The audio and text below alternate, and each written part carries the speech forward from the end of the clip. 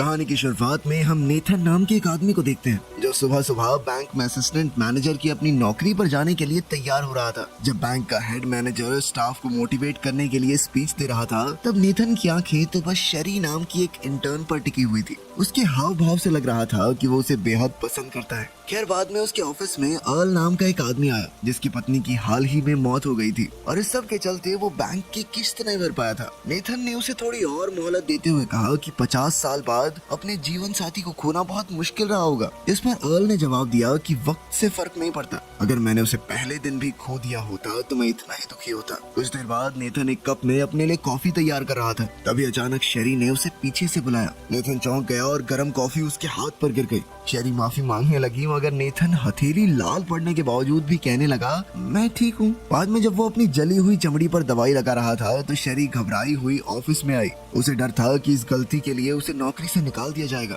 लेकिन नेथन ने उसे भरोसा दिलाया कि ऐसा कुछ नहीं होगा और उसे तो माफी मांगने की भी जरूरत नहीं है। फिर शरी अपनी गलती सुधारने के लिए नेथन को लंच पर चलने के लिए पूछती है, जिसके लिए नेथन ने पहले तो मना कर दिया लेकिन थोड़ा सोचने के बाद वो राजी हो गया। लंच के दौरान शरी ने उसे एक बहुत ही स्वाद केक का टुकड़ा चखने के लिए कहा, जिस पर नेथन ने मना करते हुए कहा कि वो कोई भी सख्त चीज नहीं खा सकता। क्या मतलब खा नहीं सकते? शरी ने पूछा, जिस पर नेथन ने थोड़ा हिचकिचाते हुए जवाब दिया कि मुझे एक खास किस्म की बीमारी है, दर्द महसूस नहीं होता मुझे। अगर एक सख्त चीज खाते हुए उसकी जीभ दांतों के बीच में आ गई तो उसे नॉर्मल लोगों की तरह दर्द नहीं होगा और हो सकता है कि वो अपने खुद की जीभ चबा जाए, इसीलिए उसकी डाइट में सिर्फ लिक्विड्स थे। इस पर शरी कहने लगी कि ये तो सुपर पावर है, लेकिन फिर नेथन ने उसे समझाया कि इस बीमारी के साथ पैदा होने वाले लोग आमतौर पर 25 साल से ज्यादा नहीं जीते, क्योंकि उसे चाहे कितनी भी बड़ी चोट क्यों न लग जाए उसे पता ही नहीं चलेगा और फिर वो अचानक से मर जाएगा। इतनी गर्म कॉफी हाथ पर गिरी फिर भी मुझे दर्द कहाँ हुआ था। खैर इस सब के बावजूद भी शरी ने उसे केक खिला दिया कि इतना डर डर कर जीने का क्या फायदा है, और जिंदगी में पहली बार केक खाकर नेथन को बहुत मजा आया। खैर काम पर वापस जाने से पहले शरी ने उसे रात को दोबारा मिलने बुलाया, लेकिन अपने एक ऑनलाइन दोस्त के साथ कंप्यूटर पर गेम खेलते हुए नेथन ने कहा कि यार मैं नहीं जा रहा, इतना कोई इंटरेस्टिंग आदमी नहीं हूँ यार, मैं बोर हो जाएगी मुझसे। लेकिन फिर उसके ऑनलाइन फ्रेंड ने उससे कहा कि फालतू डरना छोड़ दे और भाभी से मिलके आ, समझा कितने दिनों से बात कर रहा था उस लड़की के बारे में। खैर एक बार में शरी के साथ बातचीत के दौरान अचानक नेथन को किसी ने नोवाकेन कहकर बुलाया। ये उसके स्कूल का कोई लड़का था जो पास आकर कहने लगा तू जिंदा है अब तक, मैंने सोचा था मर गया होगा। ये कहकर वो आदमी बेशर्मों की तरह हंसने लगा। उसके जाने के बाद नेथन ने शरी को बताया कि स्कूल में बच्चे उसकी बीमारी का पता लगने के बाद उसे बिना बात पीटते थे क्योंकि उसको दर्द तो होगा नहीं। ये आदमी भी उनमें से एक था। खैर अचानक नेथन की घड़ी का अलार्म बजा, जिसका मतलब था कि नेथन को अब सुसु करने जाना है, क्योंकि अगर उसका ब्लैडर भर के फट भी जाएगा तो भी उसे पता नहीं चलेगा।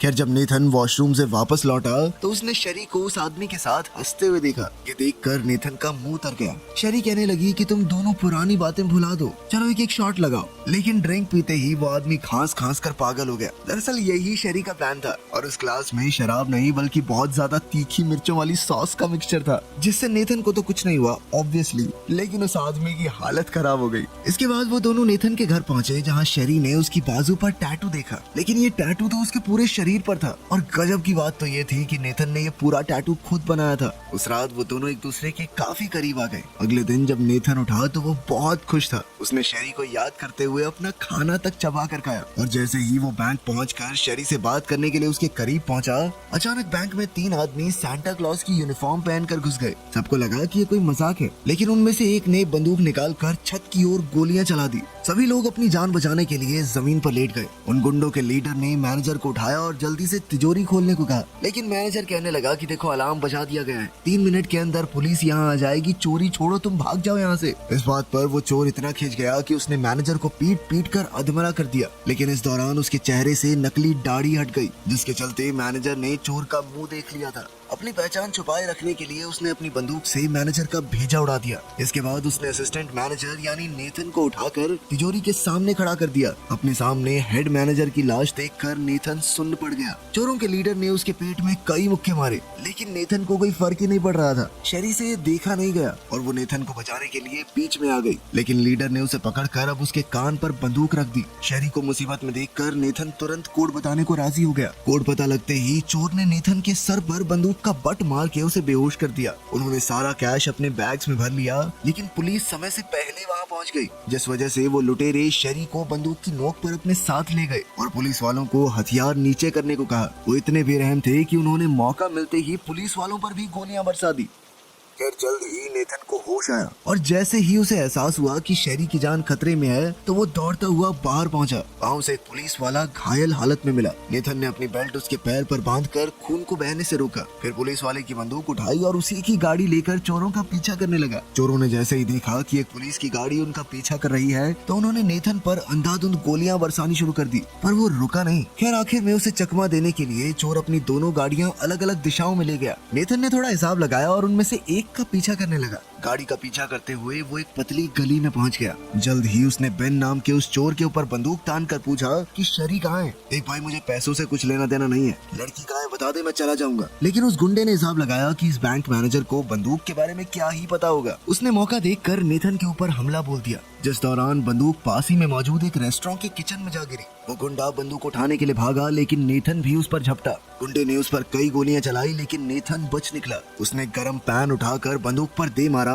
जिससे वो खौलते हुए तेल में जा गिरी। उनकी इस लड़ाई के दौरान उस गुंडे ने नेथन को बहुत पीटा, पर वो हर बार वापस खड़ा हो जाता। इससे पहले कि बेन उसे खत्म कर पाता, नेथन ने खौलते हुए तेल से बंदूक निकाली और बेन की खोपड़ी उड़ा दी। एक इंसान को मारकर वो काफी डर गया था, लेकिन अभी पछतावे का समय नहीं था। उसे सिर्फ शेरी को बचाना था। उसने बेन का फोन अपने पास रख लिया और साथ ही उसकी बाजू पर बनी टैटू की फोटो भी खींच ली। इसके बाद वो बेन की गाड़ी लेकर निकल पड़ा। उसने अपने ऑनलाइन गेमर दोस्त रॉस्को को उस टैटू की फोटो भेजकर कहा कि जल्दी से पता लगा भाई ये टैटू किसने बनाया है। जिस पर रॉस्को ने उसे याद दिलाया कि हम बस साथ में गेम खेलते हैं, पता है ना, असलियत में कभी मिले भी नहीं एक दूसरे से। लेकिन नेथन के मिन्नतें करने पर आखिर में वो मान ही गया। उधर पुलिस को लग रहा था कि नेथन भी जरूर इस चोरी में शामिल है, क्योंकि वो मौका मिलते ही चोरों के साथ भाग गया था। वहीं दूसरी तरफ नेथन अर्ल की हार्डवेयर शॉप में पहुंचा। अर्ल ने उसकी खस्ता हालत देखकर एम्बुलेंस बुलाने की बात कही, लेकिन नेथन ने कहा कि अभी टाइम नहीं मेरे पास। उसने कटर उठाया और एक बड़ा सा कट लगा के आराम से अपने हाथ से गोली बाहर निकाल दी। अर्ल ये देखकर हैरान रह गया कि ये बंदा है क्या।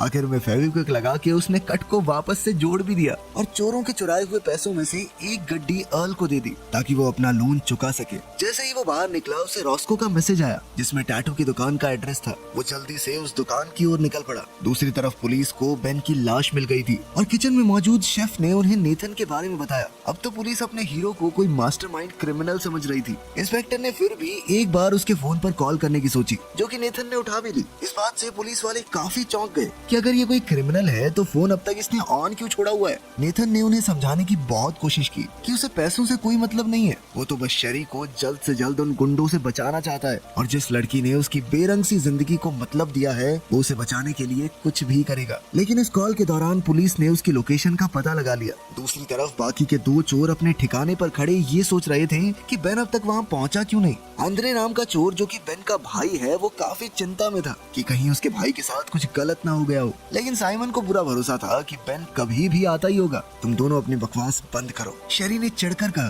तब हमें पता चलता है कि वो भी इन चोरों के साथ शुरुआत से मिली हुई थी, लेकिन वो इस बात से बेहद परेशान थी कि साइमन ने उससे वादा किया था कि वो किसी को चोट नहीं पहुंचाएगा, जबकि लूट के दौरान उसने हेड मैनेजर को जान से मार डाला। इस पर साइमन ने शेरी पर चिल्लाते हुए कहा कि ऐसा कुछ भी नहीं होना था। अगर तू अपना काम ढंग से करके उस असिस्टेंट मैनेजर नेथन का कोड पता कर लेती। इस बात से पता चलता है कि वो नेथन के करीब सिर्फ तिजोरी का कोड हासिल करने के लिए गई थी। खैर दूसरी तरफ नेथन उस टैटू वाली दुकान में पहुंचा जहाँ टैटू बनाने वाला इंसान एक हट्टा कट्टा पहाड़ जैसा आदमी था। नेथन ने उसे अपनी छाती पर मौजूद खाली जगह पर बेन वाला टैटू बनाने को कहा। जल्द ही उसकी बातों से टैटू बनाने वाले को शक हो गया कि वो झूठ बोल रहा है, बेन उसका दोस्त नहीं है, और उसने बातों बातों में एक चाकू उठा लिया। लेकिन नेथन पहले ही उस पर बंदूक ताने खड़ा था। इतने में टैटू आर्टिस्ट की बीवी ने बंदूक पर सरिये से हमला करके उसे दूर पटक दिया। अब नेथन और उस पहलवान के बीच जबरदस्त लड़ाई शुरू हो गई। नेथन के हमलों का तो उस पर कोई भी असर नहीं हो रहा था। आखिर में नेथन ने अपनी दर्द न होने वाली सुपर पावर का इस्तेमाल किया और अपनी मुट्ठी में कांच के टुकड़े लगाकर उसने उस पहलवान की आंखों पर हमला कर दिया। फिर उसे जान से मारने की धमकी देकर नेथन ने उससे बेन का पूरा नाम निकलवाया, जिसके बाद उसने थोड़ा जुगाड़ लगा के बेन के घर का पता लगा लिया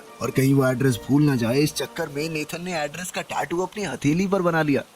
उधर चोरों के ठिकाने पर आंद्रे ने कहा कि वो अपने भाई के घर जाकर देखना चाहता है कि सब ठीक तो है ना। इसी घर में इस वक्त नेथन घुस चुका था। उसने जल्दी से छानबीन शुरू कर दी कि कुछ ऐसा मिल जाए जो उसे शेरी तक पहुंचा दे। इस घर में एक से बढ़कर एक हिडन ट्रैप्स थे जो शायद किसी आम इंसान को तो मार ही देते, लेकिन अपना हीरो कोई आम आदमी नहीं है। तीर टैंक के आर पार हो गया, लेकिन मजाले भाई ने उफ तक की हो। अब वो हर एक कदम फूक फूक कर रख रहा था और जल्द ही उसे एक कार रिपेयर शॉप की यूनिफॉर्म मिली जहाँ बेन काम करता होगा। वो जल्दी से वहाँ जाने को तैयार हो गया, पर तभी अचानक उसका पैर एक फंदे में फंस गया और अब वो छत से उल्टा लटका हुआ था। उसने जल्दी से रॉस्को को फोन करके वहाँ आने को कहा, जिसके लिए रॉस्को ने सीधा मना कर दिया। लेकिन फिर नेथन कहने लगा कि पूरी जिंदगी उसका कोई दोस्त नहीं रहा। रॉस्को के लिए शायद वो एक ऑनलाइन फ्रेंड होगा जिसके साथ वो गेम खेलता है, लेकिन नेथन के लिए वो उसका इकलौता दोस्त है। ये इमोशनल स्पीच सुनकर रॉस्को भी उसकी मदद के लिए राजी हो गया। खैर जल्द ही बेन का भाई आंद्रे घर में दाखिल हुआ। वो अंदर घुसते ही समझ गया कि यहाँ कोई तो आया है। जल्द ही उसने हॉल में नोवाकेन भाई को उल्टे लटके हुए देखा। उसे देखते ही नेथन ने एक्टिंग शुरू कर दी। भैया मुझे छुड़वा दो, मैं तो गलत घर में आ गया, चोर हूँ, छोटा सा गलती हो गई मुझसे। लेकिन आंद्रे ने उसके हाथ पर लिखा हुआ एड्रेस पढ़ लिया और वो समझ गया कि नेथन झूठ बोल रहा है। तभी आंद्रे को साइमन का फोन आया, जिसने उसे बताया कि बेन को सूट बूट पहने किसी आदमी ने बेरहमी से मार दिया है। आंद्रे समझ गया कि इसी आदमी ने मेरे भाई को मारा है और वो नेथन को मारने से पहले उसे टॉर्चर करना चाहता था, जबकि नेथन को असलियत में दर्द होने की एक्टिंग करनी पड़ रही थी। भैया मत करो, भैया दर्द हो रहा है। लेकिन इससे पहले कि आंद्रे नेथन का खेल खत्म करता, रॉस्को ने ऐन वक्त पर पीछे से आकर उसे बेहोश कर दिया। रॉस्को ने उसे फोन पर बताया था कि वो 6 फुट 4 इंच का हट्टा कट्टा आदमी है, जिसके बाल इतने लंबे हैं कि चोटी रखता है। अब अपने सामने इस मोटे छोटे टकले को देखकर नेथन थोड़ा हैरान हो गया। खैर इससे पहले कि वो वहाँ से निकल पाते, आंद्रे को होश आ गया और उनके बीच में एक बार फिर से लड़ाई छिड़ गई। वो उन दोनों पर ही भारी पड़ रहा था, लेकिन आखिर में नेथन ने जैसे तैसे अपने पैर में लगा वो तीर आंद्रे के सर के पार कर दिया।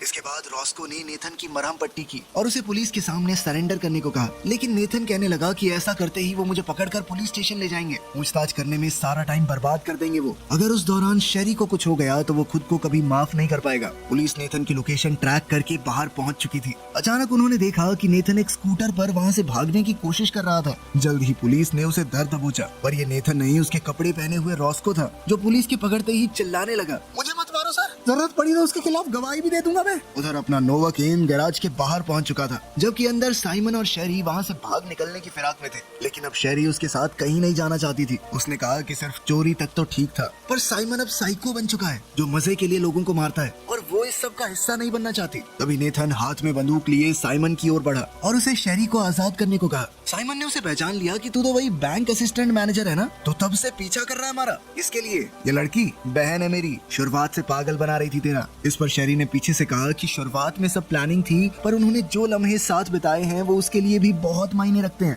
लेकिन इस धोखे ने नेथन को पूरी तरह हिला कर रख दिया था। मौका देखकर साइमन ने नेथन के हाथ से बंदूक छीन ली और उसे पीट पीट कर बेहोश कर दिया। इसके बाद वो नेथन को घसीट कर एक गाड़ी के नीचे ले आया। अब वो गाड़ी का पूरा वजन उस पर डालकर नेथन को कुचलने ही वाला था कि तभी शेरी बीच में आ गई और अपने भाई से कहा कि तुम चले जाओ ना यहाँ से, पैसे भी ले जाओ, मुझे कुछ नहीं चाहिए, बस इसे जिंदा छोड़ दो। साइमन नहीं माना और उसने शेरी के सर पर बंदूक तान दी। लेकिन इससे पहले वो कुछ करता, पुलिस ने पीछे से उस पर ही गोली चला दी। पुलिस वालों ने शेरी को हथकड़ी पहनाकर गिरफ्तार कर लिया और नेथन की भी जान बच गई। उसे स्ट्रेचर पर लेटाकर एम्बुलेंस में हॉस्पिटल ले जाने के लिए तैयार किया गया। पर तभी अचानक साइमन ने पुलिस वालों पर अंधाधुंध गोलियां चलानी शुरू कर दी। वो अपने रास्ते में आने वाले हर इंसान को मारने में लगा हुआ था, यहाँ तक कि एम्बुलेंस हाईजैक करने के लिए उसने ड्राइवर को भी मार डाला। लेकिन वो ये नहीं जानता था कि एम्बुलेंस के अंदर नेथन भी मौजूद है। शेरी नेथन को बचाने के लिए पुलिस की गाड़ी की चाबियां लेने अंदर गई, जहाँ डिटेक्टिव मिन्सी ने उस पर बंदूक तान कर कहा कि वो भी साथ चलेगी। रॉस्को भी उसी गाड़ी में पीछे मौजूद था। शेरी ने कहा कि वो जानती है उसका भाई कहाँ गया होगा। उधर एम्बुलेंस चलाते हुए साइमन को अपने पेट में लगी गोली की वजह से